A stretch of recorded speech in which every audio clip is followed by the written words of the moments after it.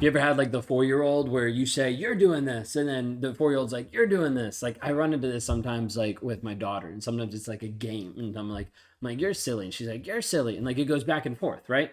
And it's this piece that oftentimes looks like mirroring when we talk about toxic relationships, but there's also this piece of like projection. So like for the 4-year-old, they're like, I'm not silly. This is how I logically operate because they don't have logic at that age. And so you say something like, I'm not that way. You're that way, right?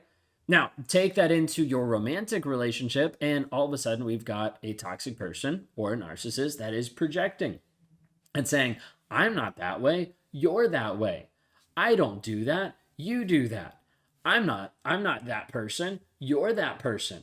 I didn't cheat. You're the one that cheat. And we run into this place of projecting.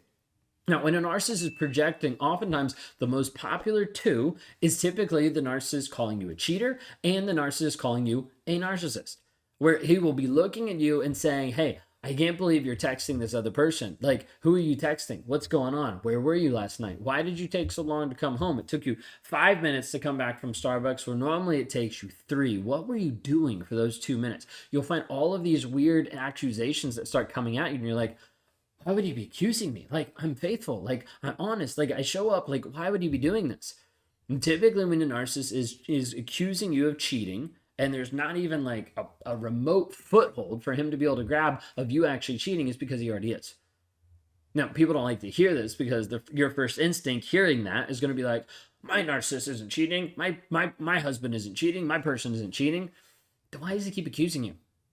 He's either super insecure or he's projecting and he's cheating on you as well. Sometimes narcissists want you to cheat on them so that he feels better about himself. Sometimes narcissist wants to have you cheat on him so that he can leave you. Sometimes the narcissist wants you to cheat on him so that he can be like, okay, now we're equal because we're both cheaters. There's this piece that he knows that is wrong because he keeps it hidden from you. He knows that you wouldn't like it because he keeps it hidden from you. So oftentimes a narcissist will project on you and will say, hey, you're cheating on me. Can't believe you're cheating on me. Like, I saw you. You were talking to this person. You were like, that was my boss. You were like, nope, I saw you. You were talking to this person. He was asking for directions. Like, it could be like the ridiculous things, and he's going to be saying you're cheating.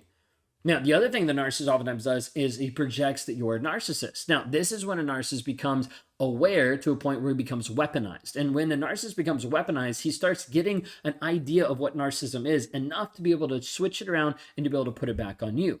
This is where he either started into therapy and he started going through and he started realizing like, oh, these things are narcissistic, but I can't say that I'm that way. So I need to play the victim and say my wife is that way. And so all of a sudden he's got the therapist in his back pocket and he's telling the therapist how you're so abusive. Maybe you even came in for a group session and you're like, oh, he hasn't been telling the whole truth because now I look like the toxic person because of the reactive abuse, because of the things that have happened. And so what you're going to understand, what you're going to see, is a lot of times the narcissist will project, okay? Will put something on you. When you think of projection, think of it being like having a projector, okay? Having like a giant movie screen, and they're projecting an image on the wall. Does that mean the wall looks like that image? No. The wall typically is just a blank wall to be able to have and to be able to reflect the projection onto it. But what happens is if you stare at that long enough, you're like, oh, maybe that's what it is. Okay, that's what people are thinking.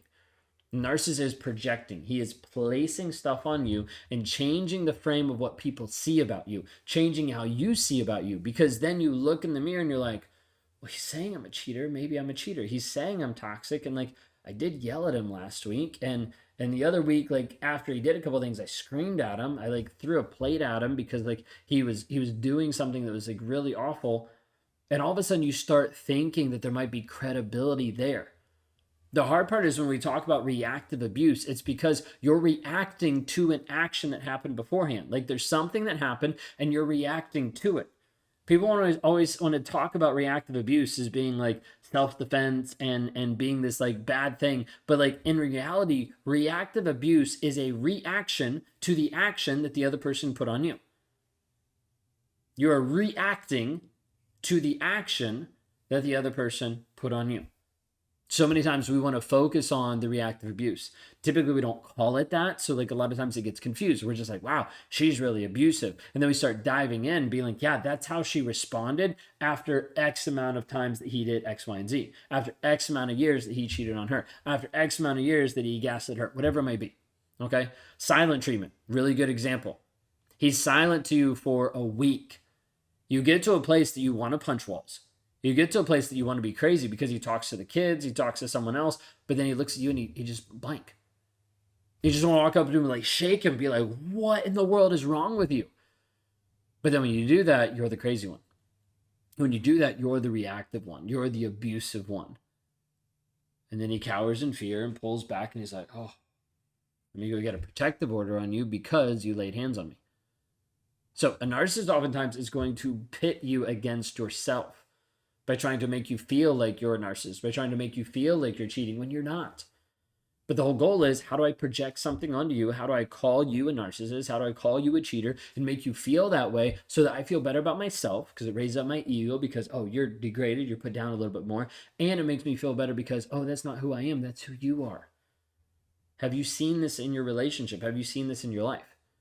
Narcissists will project onto you over and over and over, calling you a narcissist, calling you a cheater, calling you toxic, all these things to try to manipulate, to control you, and try to make sure that you do what he wants you to do. When a narcissist is projecting onto you, might be about cheating, might be about being a narcissist. Oftentimes, it's about a confession. Where the narcissist is actually confessing to you what he's doing. Sometimes people don't like this as well. They're like, no, he's not doing that. We've seen it too many times for it just to be a coincidence. Sometimes narcissists will project onto you, will accuse you of stuff that you're not doing. Sometimes it's because that's what he's doing.